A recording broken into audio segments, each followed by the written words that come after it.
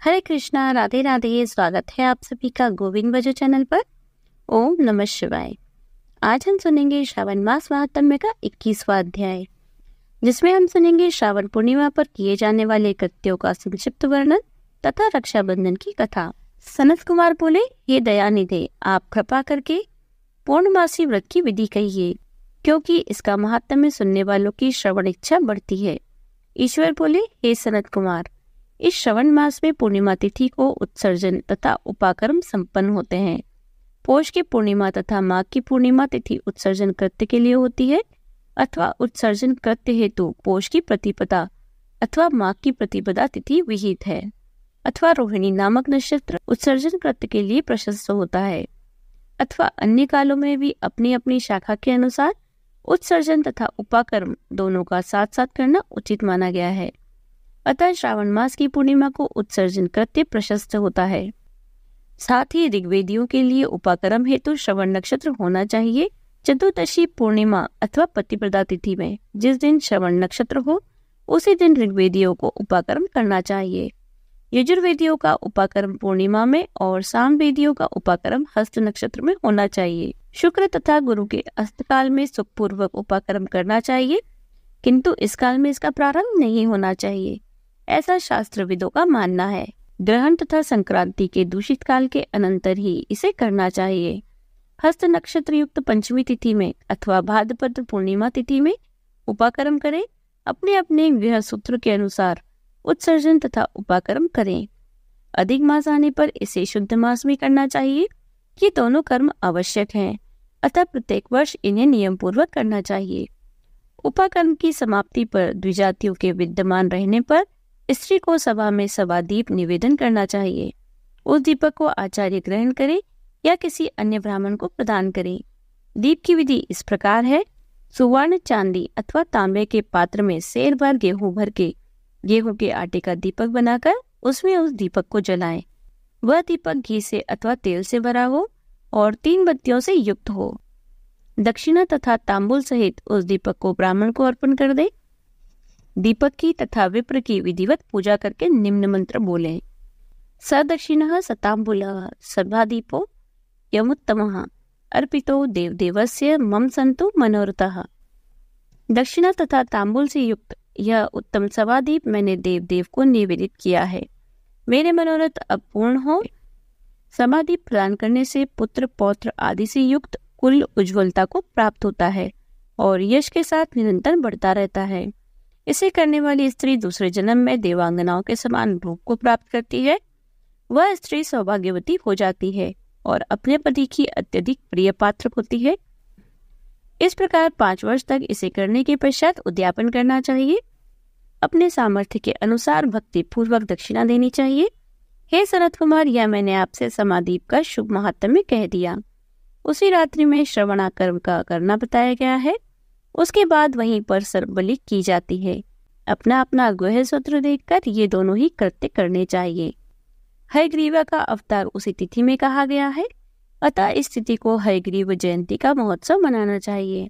उनकी उपासना करने वालों के लिए यह उत्सव नित्य करना बताया गया है। श्रावण पूर्णिमा के दिन श्रावण नक्षत्र में भगवान श्री हरि हयग्रीव के रूप में प्रकट हुए और सर्वप्रथम उन्होंने सभी पापों का नाश करने वाले सामवेद का गान किया। इन्होंने सिंधु और वितस्ता नदियों के संगम स्थान में श्रवण नक्षत्र में जन्म लिया था। अतः श्रावणी के दिन वहां स्नान करना सभी मनोरथों को पूर्ण करने वाला होता है। उस दिन वहां शांग धनुष चक्र तथा गदा धारण करने वाले विष्णु की विधिवत पूजा करे। इसके बाद सामगान का श्रवण करे, ब्राह्मणों की हर प्रकार से पूजा करे और अपने बंधु बांधवों के साथ वहां क्रीड़ा करे तथा भोजन करे। स्त्रियों को चाहिए कि उत्तम पति प्राप्त करने के उद्देश्य से जल क्रीड़ा करे। उस दिन अपने अपने देश में तथा घर में इस महोत्सव को मनाना चाहिए तथा हयग्रीवा की पूजा करनी चाहिए और उनके मंत्र का जाप करना चाहिए। आदि में प्रणव तथा उसके बाद नमः शब्द लगाकर बाद में भगवते धर्माय जोड़कर उसके बाद भी आत्मविशोधन शब्द की चतुर्थी विभक्ति आत्म विशोधनाय लगानी चाहिए। पुनः अंत में नमः शब्द प्रयुक्त करने से 18 अक्षरों वाला ओम नमो भगवते धर्माय आत्मविशोधनाय नमः मंत्र बनता है। यह मंत्र सभी सिद्धियां प्रदान करने वाला और 6 प्रयोगों को सिद्ध करने वाला है। इस मंत्र का पुनश्चरण 18 लाख अथवा 18,000 जप का है। कलयुग में इसका पुनश्चरण इससे भी 4 गुना जप से होना चाहिए। इस प्रकार करने से हयग्रीव प्रसन्न होकर उत्तम वांछित फल प्रदान करते हैं। इसी पूर्णिमा के दिन रक्षाबंधन मनाया जाता है, जो सभी रोगों को दूर करने वाला तथा सभी अशुभों का नाश करने वाला है। हे मुनि श्रेष्ठ, इसी प्रसंग में एक प्राचीन इतिहास सुनिए। इंद्र की विजय प्राप्ति के लिए इंद्राणी ने जो किया था उसे मैं बता रहा हूँ। पूर्व काल में 12 वर्षों तक देवासुर संग्राम होता रहा। तब इंद्र को थका हुआ देखकर देवी इंद्राणी ने उस सुरेंद्र से कहा, हे देव, आज चतुर्दशी का दिन है, प्रातः होने पर सब ठीक हो जाएगा। मैं रक्षाबंधन का अनुष्ठान करूंगी, उससे आप अजय हो जाएंगे। और तब ऐसा कहकर इंद्राणी ने पूर्णमासी के दिन मंगल कार्य संपन्न करके इंद्र के दाहिने हाथ में आनंददायक रक्षा बांध दी। उसके बाद ब्राह्मणों के द्वारा स्वस्त्यन किए गए तथा रक्षाबंधन से युक्त इंद्र ने दानव सेना पर आक्रमण किया और क्षण भर में उसे जीत लिया। इस प्रकार विजयी होकर इंद्र तीनों लोकों में पुनः प्रतापवान हो गया। हे मुनीश्वर, मैंने आपसे रक्षाबंधन के इस प्रभाव का वर्णन कर दिया, जो कि विजय प्रदान करने वाला, सुख देने वाला और पुत्र, आरोग्य तथा धन प्रदान करने वाला है। सनत कुमार बोले, हे देव श्रेष्ठ, यह रक्षाबंधन किस विधि से, किस तिथि में तथा कब किया जाता है? हे देव, कृपा करके इसे बताएं। हे भगवान, जैसे जैसे आप अद्भुत बातें बताते जा रहे हैं, वैसे वैसे अनेक अर्थों से युक्त कथाओं को सुनते हुए मेरी तृप्ति नहीं हो रही है। ईश्वर बोले, बुद्धिमान मनुष्य को चाहिए कि श्रावण का महीना आने पर पूर्णिमा तिथि को सूर्योदय के समय श्रुति स्मृति के विधान से स्नान करे। इसके बाद संध्या जप आदि करके देवताओं, ऋषियों तथा पितरों का तर्पण करने के बाद सुवर्णमय पात्र में बनाई गई, सुवर्ण सूत्रों से बंधी हुई, मुक्ता आदि से विभूषित, विचित्र तथा स्वच्छ रेशमी तंतुओं से निर्मित, विचित्र ग्रंथियों से सुशोभित, पदगुच्छों से अलंकृत और सर्षप तथा अक्षतों से गर्भित एक अत्यंत मनोहर रक्षा अथवा राखी बनाए। इसके बाद कलश स्थापना करके उसके ऊपर पूर्ण पात्र रखे और पुनः उस पर रक्षा को स्थापित कर दे।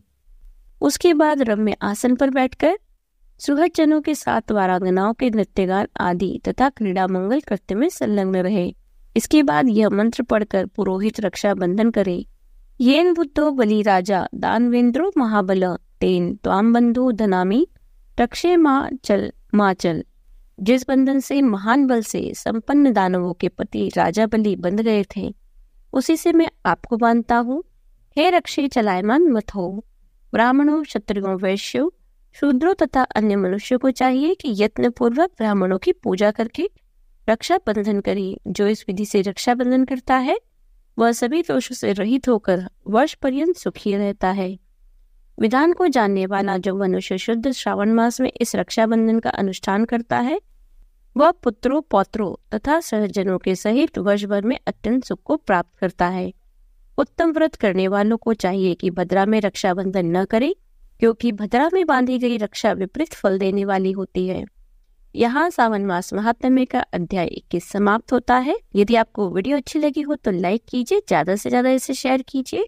यदि आप चैनल पर नए हैं तो चैनल को सब्सक्राइब कर लीजिए, बेल आइकन को प्रेस कर दीजिए, जिससे आने वाले नए वीडियोस की नोटिफिकेशन आपको तुरंत मिल जाए। मिलते हूँ आपसे अगले वीडियो में, तब तक बने रहिए गोविंद भजन चैनल पर। हरे कृष्णा, राधे राधे।